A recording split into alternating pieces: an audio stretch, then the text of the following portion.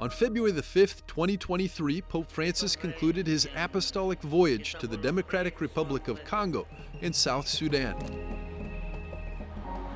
It was a 5-day visit, strongly promoted by the Pope himself, who, despite his health issues, didn't renounce what he defined from the beginning as an ecumenical peace pilgrimage.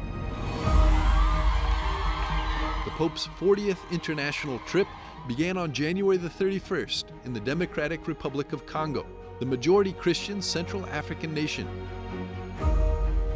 The Pope's airplane landed in Congo's capital of Kinshasa, which, with more than 17 million inhabitants, is the third largest city on the African continent. Over the course of his 3 days in the Central African nation, the Pope met with leaders of the nation's government, religions, and civil society. In many of his speeches, the pontiff condemned the existence of what he called an economic colonialism by the West that silently continues to steal away the dignity of the African continent. The poison of greed has smeared its diamonds with blood. This is a tragedy to which the economically more advanced world often closes its eyes, ears, and mouth. Yet this country and this continent deserve to be respected and listened to. They deserve to find space and receive attention. Hands off the Democratic Republic of the Congo. Hands off Africa. Stop choking Africa. It's not a mine to be stripped or a terrain to be plundered. L'Africa non è una miniera da sfruttare o un suolo da saccheggiare.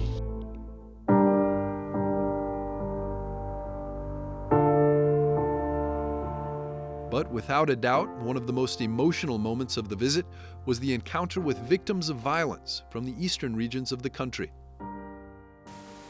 Cari fratelli e sorelle.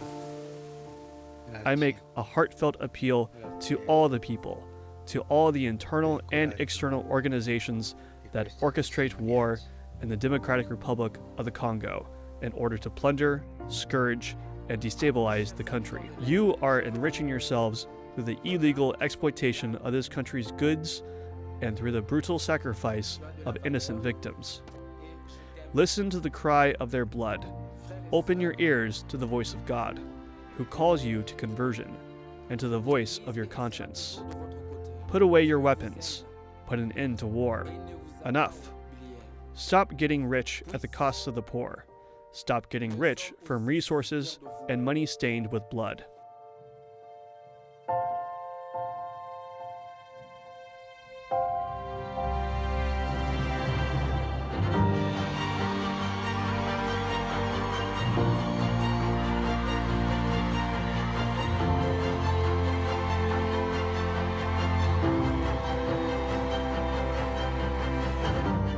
Before leaving the Congo, there were several other momentous occasions.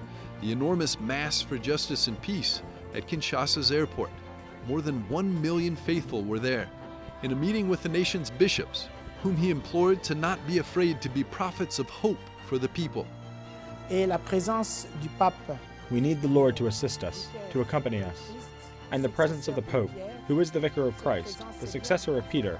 This presence was very comforting. And the Church of the Congo wanted to hear from the Pope those words of peace. Ces mots de paix qu'il a si bien prononcés.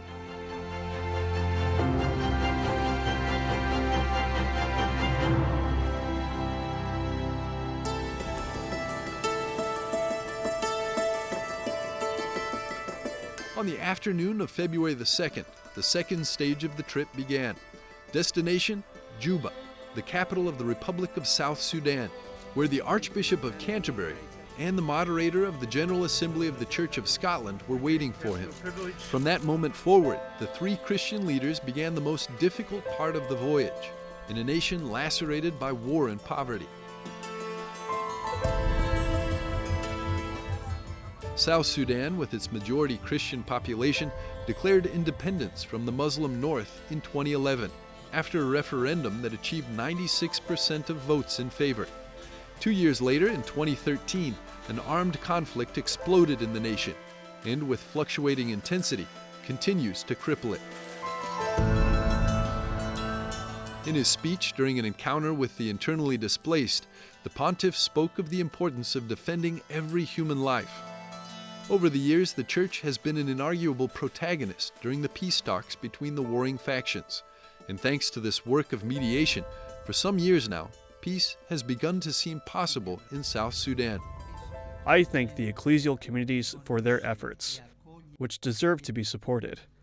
I thank also the missionaries and the humanitarian and international organizations, in particular the United Nations, for the important work they do.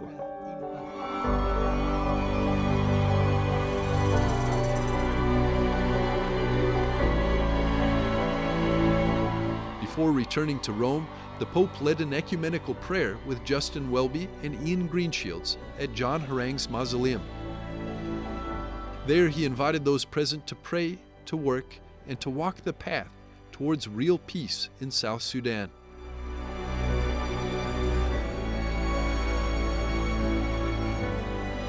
Finally, before catching the airplane back, he celebrated a Mass where he invited those present not to lose hope and assured them of the prayers of the entire Church.